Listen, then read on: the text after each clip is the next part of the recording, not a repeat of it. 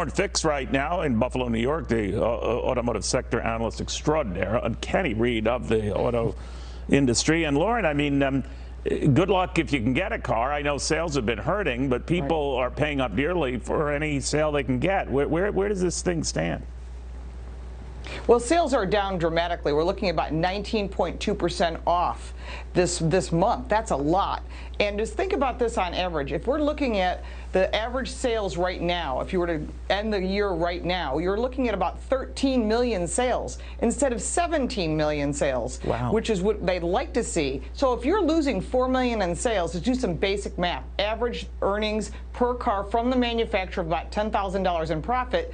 Do the math. That's billions of dollars of lost revenues, which has to do with expansion, increasing technology, maybe getting off those old legacy chips onto the new ones, new technology, maybe electric vehicles, making them more reasonable. They can't because the cost of everything is expensive, and what they can get is such a challenge. I mean, I have a truck on order right now, and they just moved it from May till August. So I will tell you, I'm waiting too, and I'm not being very patient. You're Lauren Fix. What do you mean you're waiting?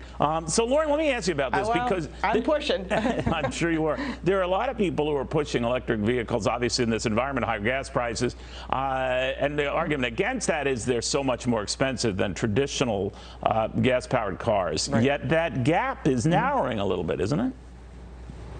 Not really. I mean, the fact is they haven't delivered that many vehicles. If you look at General Motors, they delivered Hummers and a couple other electric vehicles, and only 370 some so far this past month. Obviously, they're going to sell all the Hummers that they make and so will Ford with their Lightning trucks. But you have to understand that if they're not making profits, they're not going to make unlimited quantities of them, because even if they make more of those vehicles, it's not going to reduce the price of the rare earth minerals that go in the batteries. We have a chip shortage right now, wiring harnesses, tires. I mean, literally, the supply chain is broken. And they're all correcting it by bringing everything back here to the U.S., trying to have more controls on the supply chain and the companies that deliver.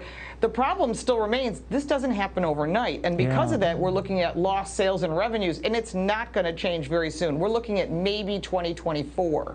So when I hear all the automakers, I think it started with Volvo promising to have its full line, EV in a matter of a couple of years. I think I don't know where the others were, but they wanted to dramatically beef up the EV presence. That timetable, I would imagine, has been pushed back. Oh, absolutely pushback. And a lot of the countries that are in Europe are saying, we can't make 2035 of all electric cars. It's not even possible. I mean, even here in New York State, Kathy Hochul was saying, we'll be all electric vehicles sold by 2035. Most people can't afford them. That means double the insurance costs. You have to buy a charger. There's no place to charge in many areas of the state, let alone the country. Yes, in big cities there are high-speed chargers, but the bulk of the country, the flyover states as they call it in politics, they don't have high-speed chargers. So this is going to be a problem for everyone. And hey, look at California. They know if they shut down that last nuclear power plant, even Newsom's saying rolling blackouts. That's a problem for a big state like California, and we just saw what happened in Texas, and this is not going to end soon. The grid cannot support everyone going electric. They can push all the cars they want, but if there's no spot, no place to charge, the grid can't support it, people can't afford it, it's not going to get a quick attention to the average consumer. They're just going to keep what they have. So real quickly then, Lauren, when do you expect this supply pressure to ease, or is this going to be with us a while? Well, I've spoken with a couple CEOs recently. I had some really wonderful opportunities, and even they're saying they don't see it till maybe the end of 2023 or 2024. Wow. I was shocked to hear it. I questioned them even further, as the journalists that we all are, and they're saying that it's not just the supply chain, it's where the raw materials come from, and guess who owns them all? China. Got it. It is a weird world, my friend. Thank you very much, Lauren. Have a good July 4th weekend. Lauren Fix, Thank you she too. follows this industry so well.